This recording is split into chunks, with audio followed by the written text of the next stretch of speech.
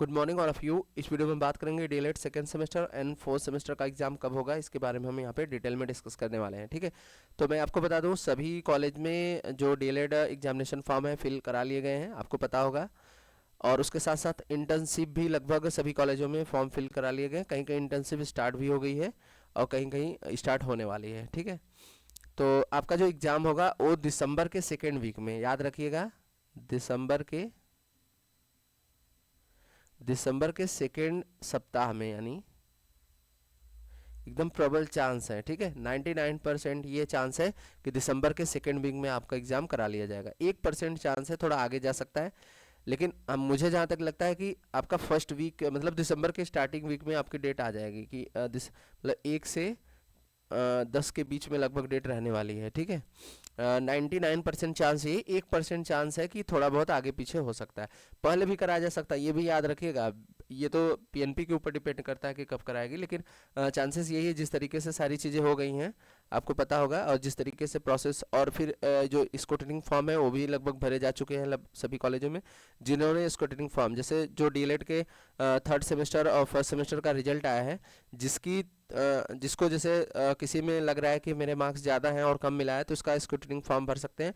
और वैसे लोग जरूर स्क्रूटनिंग फॉर्म भरेंगे जिनकी ईयर बैक है, मतलब जिसका 3 से ज़्यादा सब्जेक्ट में फेल हो गए। अगर वो जैसे 3 में फेल हैं, अगर एक में भी पास हो गए ना, तो उनकी ईयर बैक बच जाएगी। तो इसलिए वो लोग अभ्यर्थी जरूर भरें जिनका 3 या 3 से ज़्यादा बैक है। ठीक है, सेकेंड वाले जिसमें 1-2 में है तो वो भी भर सकते हैं, लेकिन आपको आइडिया भी होना चाहिए कि पेपर मेरा कैसा गया था, क्योंकि कम भी नंबर हो सकते हैं। ठीक है, तो इस सब चीज़ों को ध्यान रखते हुए, मतलब आपका जो सेकेंड सेमेस्टर और फोर्थ सेमेस्टर का जो एग्ज़ाम होगा वो दिसंबर के सेकेंड वीक में स्टार्ट हो जाएगा। ठीक है, तो आप तैयारी एकदम बहुत ही प्रॉपर तरीके से करिए। याद रखिएगा, ये जो सेकेंड सेमेस्टर, यहाँ पे ये फोर्थ सेमेस्टर का सिलेबस है, इस बार काफ़ी अच्छे अच्छे टॉपिक हैं। टेक्नोमेट्री भी इस बार है, फिर प्रोबेबिलिटी का नया चैप्टर आ गया है, घन, घनमूल, वर्गमूल, ये सारी चीज़ें हैं। करड़ी और ये घातांक, ये हल्के क्वेश्चन नहीं आते, याद रखिएगा थोड़ा।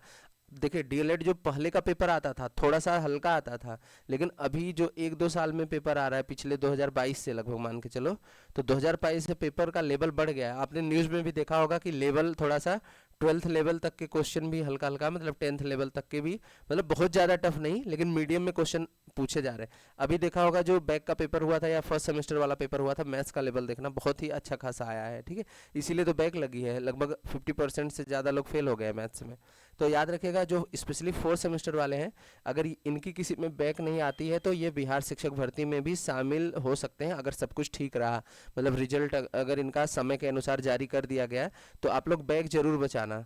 जिसकी सेकेंड सेमेस्टर में बैक है वो लोग भी अच्छे से ध्यान रखिएगा कि कोई गड़बड़ी ना हो। ठीक है, आपके रिजल्ट में कोई अब बैक ना बचे।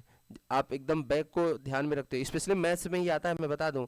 जो सेकंड सेमेस्टर में किसी की बैक है तो उसको अच्छे से क्लियर करिएगा, और फोर्थ सेमेस्टर में जो ये मैथ्स का सिलेबस है, आप देख, मैं यहाँ पे पूरा दिखा भी देता हूँ, ये सारा टॉपिक है। ठीक है, ये पूरा मैथ्स का सिलेबस है, ये सारी चीज़ें आपको अच्छे से, इस बार क्वाड्रेटिक इक्वेशन भी दिया गया है, बेलन, शंकु, ये सारी चीज़ें, टिग्नोमेट्री के सारे टॉपिक हैं, स्टैटिक्स के सारे टॉपिक हैं। तो इनको अच्छे से करिएगा, क्योंकि इसी में सबसे ज़्यादा बैक आती है मैथ्स में।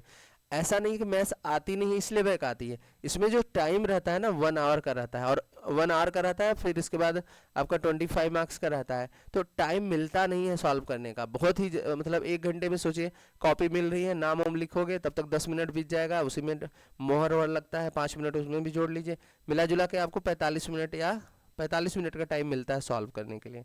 उसी में सोचना समझना है, लिखना है, तो 45 मिनट में, इसकी वजह से बैक आ जाती है यहाँ पे, टाइम नहीं मिलता प्रॉपर तरीके से। ठीक है, तो पीएनपी से थोड़ा रिक्वेस्ट भी है कि ये टाइम 1 आवर ना करके 1 आवर 30 मिनट का अगर कर दिया जाए ना, तो कभी इतनी बैक लगे ही ना। स्पेशली मैथ्स के लिए कर देना चाहिए, अदर सब्जेक्ट के लिए ना करे तो भी ठीक है, और थियोरेटिकल में तो लिख लेंगे सभी, मैथ्स के लिए कम से कम 1 आवर 30 मिनट का टाइम देना चाहिए, क्योंकि सबसे ज़्यादा बैक इसी में आती है, और इसलिए आती है क्योंकि वहाँ पे सॉल्व करने में टाइम ही नहीं बचता।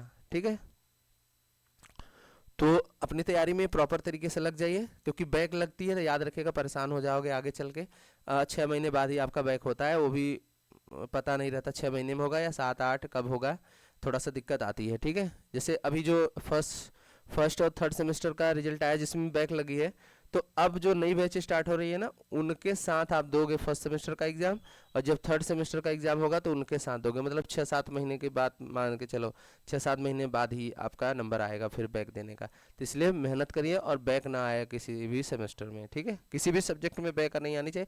खूब मेहनत करो अच्छे से मन लगा के, क्लियर है। और जिनकी बैक लग भी गई है तो उनको अच्छे से क्लियर करने की कोशिश करिए, ठीक है। और मैं एक डिस्क्रिप्शन में चैनल दूंगा जिसमें डीएलएड की क्लासेस भी कराई जाती हैं। एजुकेशन 20 के नाम से ही चैनल है वो भी, लेकिन उसमें टेट और सी टेट करके लिखा हुआ है, ठीक है। तो वहाँ पे डीएलएड के बारे में भी कुछ चीज़ें बताई जाती हैं, तो आप चैनल को ज़रूर सब्सक्राइब कर लीजिएगा, ठीक है। तो वीडियो कैसा लगा, वीडियो पसंद आया तो लाइक करिएगा और चैनल को सब्सक्राइब करिए। Thank you for watching.